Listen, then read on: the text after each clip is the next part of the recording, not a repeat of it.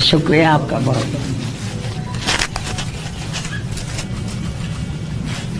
शुरू करें?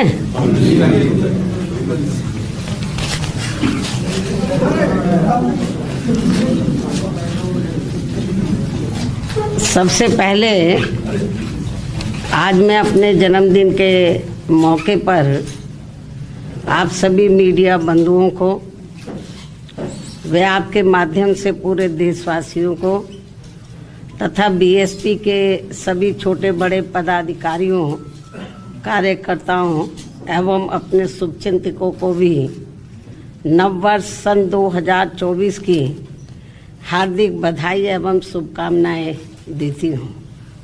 साथ ही कुदरत से ये भी कामना करती हूँ कि ये नववर्ष सभी की जिंदगी में अपार तरक्की व खुशहाली लाए तथा आए दिन नई नई आ रही बीमारियों के प्रकोप से भी जरूर बचाए।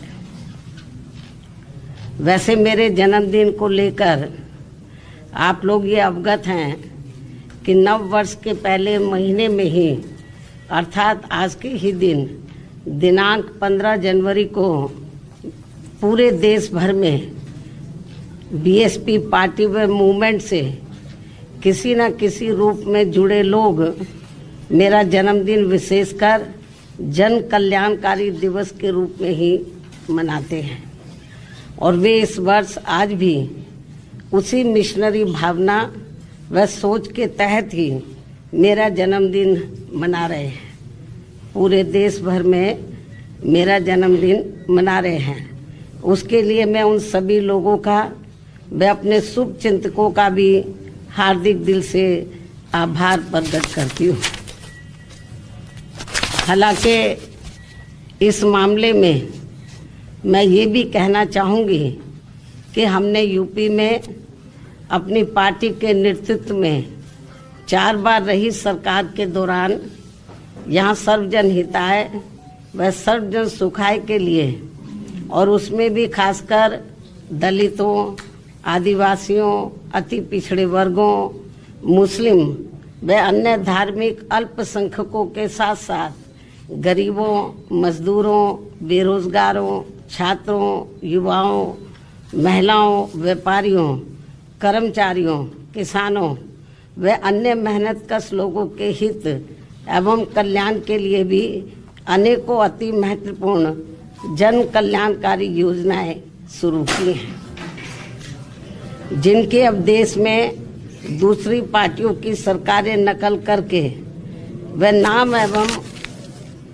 थोड़ा स्वरूप आदि बदलकर भुनाने में लगी हैं, किंतु उनकी जातिवादी, पूंजीवादी, संकीर्ण व सांप्रदायिक सोच होने की वजह से उनका इन्हें सही से पूरा लाभ नहीं मिल पा रहा है और अब तो इनको केंद्र व राज्यों की सरकारों द्वारा गरीबी, बेरोजगारी व महंगाई आदि से मुक्ति दिलाने की बजाय तथा रोटी रोजी व रोजगार के भी साधन उपलब्ध कराने की गारंटी देने की बजाय इन्हें फ्री में थोड़ा सा राशन आदि देकर अपना गुलाम व लाचार एवं मोहताज और बनाया हुआ है।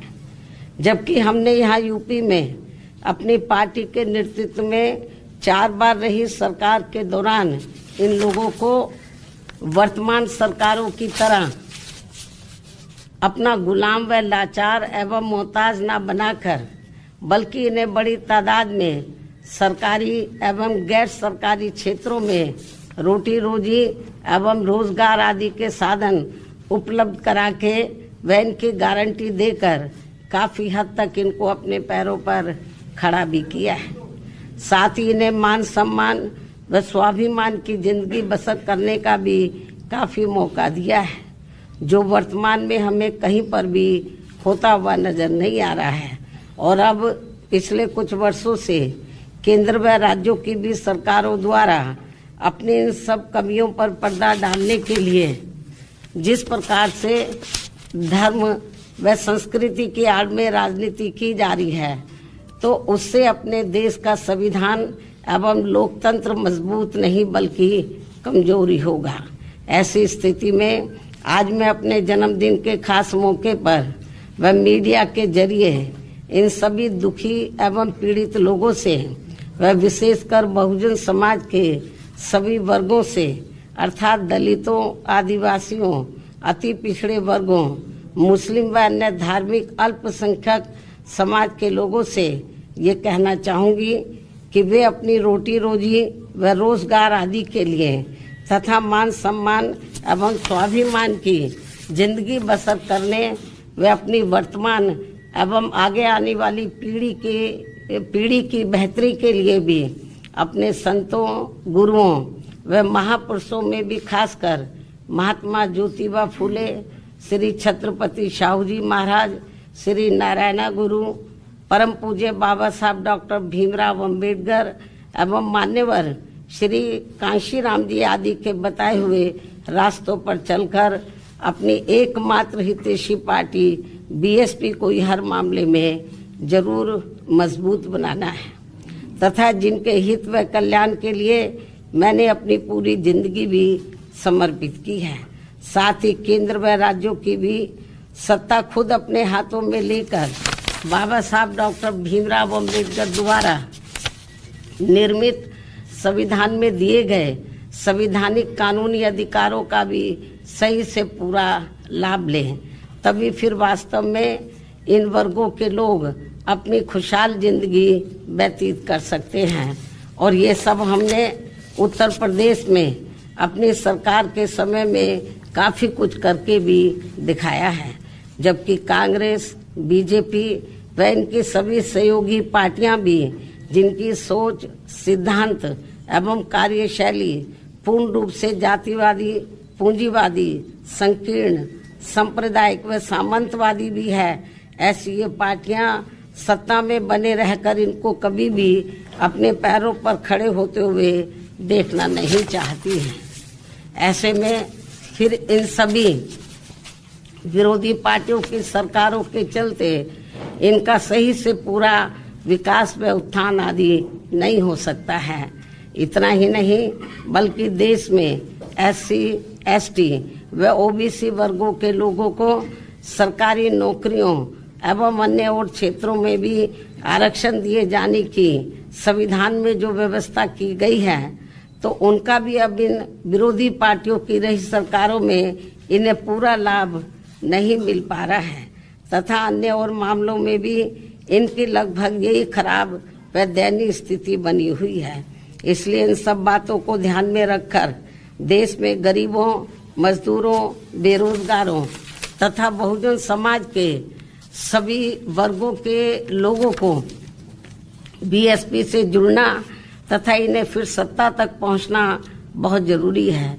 किंतु इन्हें यहाँ ये बात भी जरूर ध्यान में रखकर चलना होगा कि ये लोग अपने इस मकसद में कामयाब ना हो सके, तो उसके लिए यहाँ सभी विरोधी पार्टियां अंदर अंदर एक होकर व किस्म किस्म के साम, दाम, दंड भेद आदि अनेकों हथकंडे इस्तेमाल करके इन्हें हमेशा सत्ता से दूर बनाए रखना चाहती हैं, जिनसे इन्हें हर स्तर पर सावधान रहना होगा तथा गुमराह भी नहीं होना है। और इस मामले में ताजा उदाहरण ये है कि अभी हाल ही में विपक्ष के इंडिया गठबंधन को लेकर जिस प्रकार से सपा मुखिया ने एक सोची समझी रणनीति के तहत बीएसपी के लोगों को गुमराह करने के उद्देश्य से कुछ ही घंटों के अंदर बीएसपी प्रमुख के प्रति गिरगिट की तरह अपना रंग बदला है, तो उससे भी पार्टी के लोगों को जरूर सावधान रहना है। इसके साथ ही पिछले महीने पार्टी की ऑल इंडिया की बैठक में आम सहमति से श्री आकाश आनंद को मैंने अपना एकमात्र उत्तराधिकारी घोषित किया था, तो उसके बाद से बीच में अब मीडिया में ये भी फर्जी व गलत खबरें प्रचारित की जा रही हैं कि ऐसा लगता है कि अब बीएसपी प्रमुख जल्दी ही राजनीति से संन्यास लेने वाली है, जिसमें रत्ती भर भी सच्चाई नहीं है, जबकि मेरी जिंदगी का आखिरी सांस भी पार्टी को मजबूत बनाने में ही लगा रहेगा। इस किस्म की फर्जी व गलत खबरों से भी पार्टी के लोगों को गुमराह नहीं होना है। और अब तो चुनावों में ईवीएम में अधिकांश धांधली व गड़बड़ी किए जाने की मिल रही खबरों से भी बीएसपी के लोग भी काफी ज्यादा दुखी व चिंतित भी हैं। हालांकि ऐसी स्थिति में ये व्यवस्था बाहरी देशों की तरह कभी भी यहाँ खत्म हो सकती है। ऐसे में अपनी पूरी ऊर्जा से पार्टी को मजबूत बनाने में लगे रहना है। अपनी पार्टी के लोगों को ऐसे में अपनी पूरी ऊर्जा से पार्टी को मजबूत बनाने में लगे रहना है।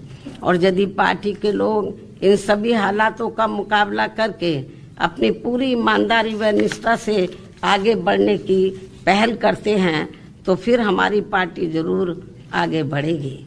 इसी भरोसे के साथ ही अब मैं अपने जन्मदिन के शुभ अवसर पर अपनी पार्टी व मूवमेंट के हित में हर वर्ष की तरह इस वर्ष भी मेरी लिखित पुस्तक मेरा संघर्ष में जीवन एवं बीएसपी मूवमेंट का सफरनामा के 19वें हिंदी एवं अंग्रेजी संस्करण का विमोचन भी करती हूँ। और ये पुस्तक खासकर वर्तमान युवा पीढ़ी व पार्टी में नए जुड़े लोगों के साथ साथ आगे आने वाली पीढ़ी के लिए भी उनका एक उज्जवल एवं बेहतरीन मार्गदर्शक बनने का काम करेगी, जिससे मैं हर वर्ष इस पुस्तक के जरिए आज के ही दिन अपने लोगों को ये खास तोहफा भी देती हूँ। और अब मैं इस अति महत्वपूर्ण पुस्तक का विमोचन करने से पहले पार्टी के लोगों से ये भी अनुरोध करती हूँ कि अब देश में लोकसभा के आम चुनाव होने का भी समय बहुत कम ही रह गया है। और यदि इस चुनाव में पार्टी के लोग मेरे दिशा निर्देशों के मुताबिक चलकर व रात दिन कड़ी मेहनत करके अपनी पार्टी का बेहतर रिजल्ट ले आते हैं तो फिर यही इनका इस वर्ष मेरे जन्मदिन का खास तोहफा भी होगा। वैसे मुझे पूरी उम्मीद है कि पार्टी के सभी लोग अपने तन मन धन की पूरी ऊर्जा, शक्ति, एकजुटता तथा आपसी भाईचारे के साथ मिलकर लोकसभा का ये आम चुनाव पूरी दमदारी के साथ ही लड़ेंगे और केंद्र की सत्ता में अपनी प्रभावी भागीदारी भी सुनिश्चित करेंगे। इसके साथ ही इस चुनाव को लेकर यहाँ मैं ये बात भी फिर से स्पष्ट कर देना चाहती हूँ कि हमारी पार्टी देश में जल्दी ही घोषित होने वाले लोकसभा के ये आम चुनाव यहाँ गरीबों एवं उपेक्षित वर्गों में से विशेषकर दलितों, आदिवासियों, अति पिछड़े वर्गों, मुस्लिम व अन्य धार्मिक अल्पसंख्यक समाज के लोगों के बलबूते पर ही पूरी तैयारी व दमदारी के साथ अकेले ही लड़ेगी। और इन्हीं के बलबूते पर ही हमने सन 2007 में यहाँ आबादी के हिसाब से देश के सबसे बड़े प्रदेश उत्तर प्रदेश में अकेले ही चुनाव लड़कर फिर अपनी पार्टी की पूर्ण बहुमत की सरकार भी बनाई थी।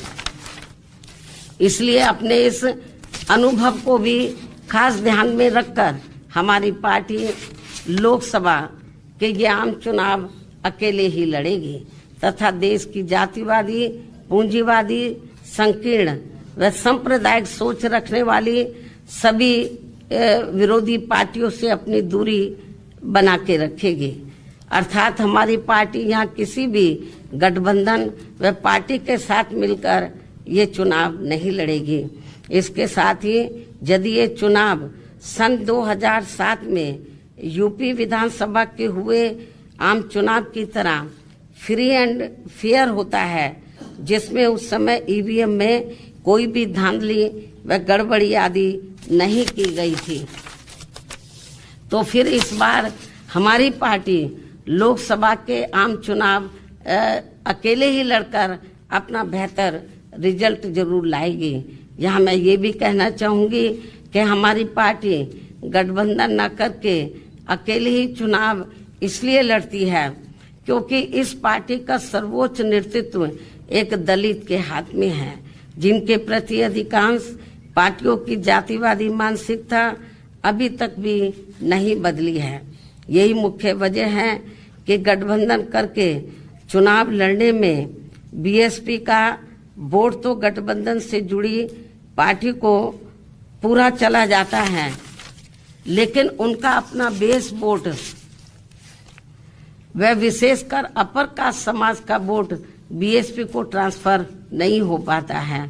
और इसके कुछ खास उदाहरण ये हैं कि यहाँ यूपी में सन 1993 में हुए विधानसभा के आम चुनाव सपा से गठबंधन करके लड़ने से बीएसपी की केवल 67 सीटें ही जीत कर आई थी, जबकि सपा को इसका ज्यादा लाभ पहुंचा था। उसके बाद सन 1996 में बीएसपी ने यूपी में हुए विधानसभा का आम चुनाव कांग्रेस पार्टी से गठबंधन करके लड़ा था, जिसमें पार्टी की केवल 67 सीटें ही जीत कर आई थी और इस चुनाव में भी कांग्रेस पार्टी को ही ज्यादा फायदा हुआ था।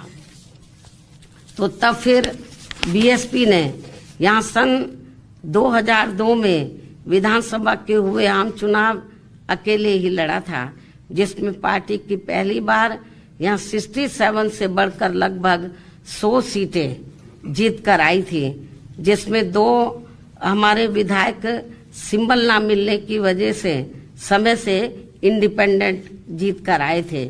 उसके बाद सन 2007 में यूपी में विधानसभा के हुए आम चुनाव में बीएसपी ने फिर से अकेले चुनाव लड़कर यहाँ अपनी पूर्ण बहुमत की सरकार भी बना ली थी, जबकि उस समय ये चुनाव ईवीएम से ही हुआ था, जिसमें शुरू में कोई धांधली व बेईमानी आदि नहीं हो पाई थी। साथ ही यहाँ लोकसभा आम चुनाव में व देश के अन्य राज्यों में भी अकेले चुनाव लड़कर खासकर वोट प्रतिशत के हिसाब से पार्टी की काफी अच्छी स्थिति रही है। लेकिन पिछले कुछ वर्षों से अब हर चुनाव में ईवीएम में काफी धांधली व बेईमानी आदि हो रही है, ऐसी ये आम धारणा है, जिसकी खास वजह से अब हमारी पार्टी को भी यूपी सहित पूरे देश में काफी कुछ नुकसान हो रहा है। जबकि इसके बावजूद भी हमारी पार्टी ये सोचकर देश में सभी चुनाव पूरी तैयारी व दमदारी के साथ लड़ती है कि पता नहीं कब ईवीएम में धांधली व बेईमानी आदि करने वालों का सिस्टम फेल हो जाए, तो तब फिर संबंधित चुनाव में सही रिजल्ट आ सकता है। हालांकि अब ईवीएम के विरोध में काफी आवाजें भी उठने लगी हैं। ऐसे में ये सिस्टम कभी भी खत्म हो सकता है या फिर इसमें कुछ परिवर्तन भी किए जा सकते हैं। इसलिए हमें पार्टी के जनाधार को बढ़ाते रहना बहुत जरूरी है। हमारी पार्टी के लोगों को अपनी पार्टी के जनाधार को बढ़ाते रहना बहुत जरूरी है। साथ ही गठबंधन को लेकर खासकर मैं गठबंधन के बारे में बताना चाहती हूँ। साथ ही गठबंधन को लेकर पार्टी का ये भी मानना है कि इस मामले में अभी तक का अधिकांश अनुभव यही रहा है कि गठबंधन करके चुनाव लड़ने से हमारी पार्टी को फायदा कम व नुकसान ज्यादा होता है तथा इससे पार्टी का वोट प्रतिशत भी कम हो जाता है और फिर बीएसपी से गठबंधन करने वाली पार्टी को पूरा फायदा पहुंच जाता है। यही मुख्य वजह है कि देश में अधिकांश पार्टियां बीएसपी से गठबंधन करके चुनाव लड़ना चाहती हैं, जबकि हमें बीएसपी के हित को भी देखना बहुत जरूरी है, जिसे मद्देनजर रखते हुए अब बीएसपी के लिए पार्टी व मूवमेंट के हित में अकेले ही चुनाव लड़ना ज्यादा बेहतर होगा। लेकिन अब किसी भी चुनाव के बाद हमारी पार्टी खासकर कमजोर एवं उपेक्षित वर्गों के हितों में केंद्र व राज्यों की सही बनी सरकारों में व उनकी जरूरत को ध्यान में रखकर अपनी उचित भागीदारी के आधार पर शामिल भी हो सकती है, लेकिन चुनाव मिलकर नहीं लड़ेगी। चुनाव के बाद का मैं आपको बता रही हूँ, क्योंकि ऐसे में अब पूर्व की तरह पार्टी बाहर से फ्री में समर्थन देने वाली नहीं, ताकि अपने लोगों के हितों में कुछ जरूरी कार्य होते रहे। संक्षेप में मेरा यही कहना है कि हमारी पार्टी अब देश में जल्दी ही होने वाले लोकसभा के आम चुनाव अकेले ही लड़ेगी, अर्थात किसी भी पार्टी व गठबंधन के साथ मिलकर ये चुनाव नहीं लड़ेगी। इन्हीं जरूरी बातों के साथ ही अब मैं अपनी पुस्तक का विमोचन करती हूँ।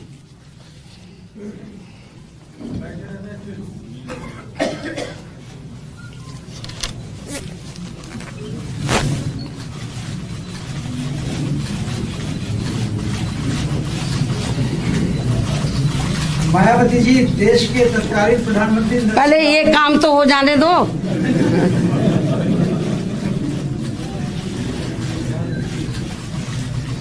देश के तत्कालीन प्रधानमंत्री नरसिंह राव ने आपको कहा था कि आप भारतीय लोकतंत्र का चमत्कार हैं।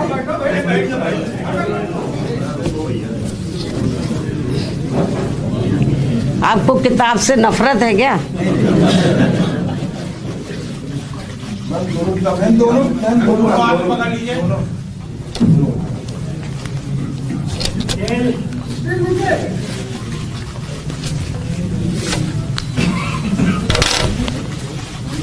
इधर थोड़ा हाथ कर लीजिए, चेहरा आपका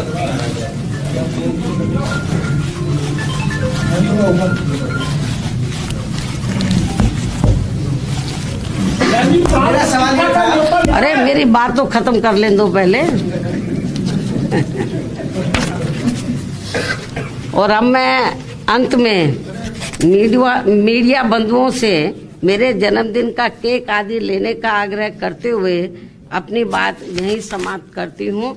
यदि आपके कुछ सवाल हैं तो आप पूछ सकते हैं, वरना मैं आपसे यहीं रजा लेती हूँ। धन्यवाद। जय भीम, जय भारत। अमेरिका में जन समुदाय के सामने कहा था आप, हाँ भाई,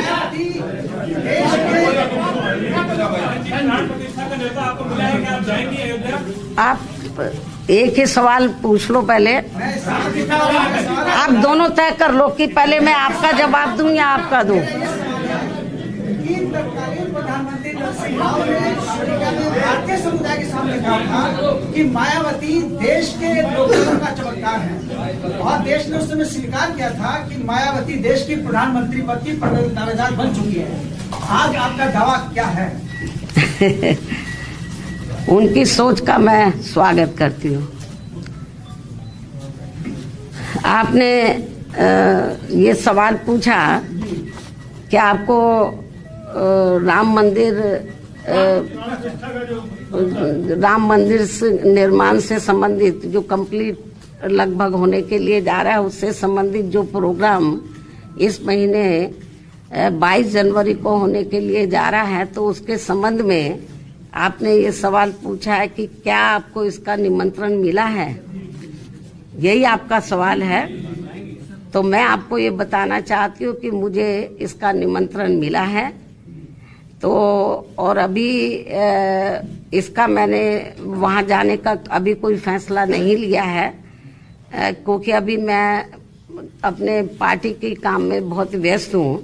लेकिन अयोध्या में 22 जनवरी को राम मंदिर को लेकर जो भी कार्यक्रम होने के लिए जा रहा है, उसका हमारी पार्टी को कोई भी ऐतराज नहीं है, उसका हम स्वागत करते हैं। और आगे चलकर जब बाबरी मस्जिद को भी लेकर ऐसा कोई प्रोग्राम होता है, तो फिर उसको भी लेकर हमारी पार्टी को कोई भी ऐतराज नहीं होगा, उसका भी हम स्वागत करेंगे। क्योंकि आप लोगों को मालूम है कि हमारी पार्टी धर्मनिरपेक्ष पार्टी है और सभी धर्मों का हमारी पार्टी एक बराबर उनका सम्मान करती है। तो चाहे हिंदुओं का मामला हो या सिखों का हो, बुद्धिस्टों का हो, मुस्लिम समाज का हो या अन्य मजहब को मानने वाले लोगों का हो, तो उनका कोई भी कार्यक्रम होता है या वो कोई भी ऐसा कोई फैसला लेते हैं तो जो मानवता इंसानियत के लिए है, तो मेरे ख्याल कभी हमारी पार्टी ने उसका विरोध नहीं किया है। मैं फिर इसको रिपीट करती हूँ इस बात को कि बीएसपी ही देश में अकेली एक ऐसी पार्टी है जो धर्मनिरपेक्ष पार्टी है और सभी धर्मों का एक सम्मान, एक बराबर हम सम्मान भी करते हैं। मुझे जो इनविटेशन मिला है तो इसके लिए हम उनका स्वागत करते हैं और मैं यदि ज़्यादा व्यस्त नहीं रही क्योंकि और भी पार्टी के काम है तो मैं जरूर, अभी मैंने कोई इस मामले में अभी कोई डिसीजन नहीं लिया है, अभी तो कई दिन पड़े हुए हैं, तो जो भी डिसीजन लिया जाएगा तो वो आपके सामने होगा।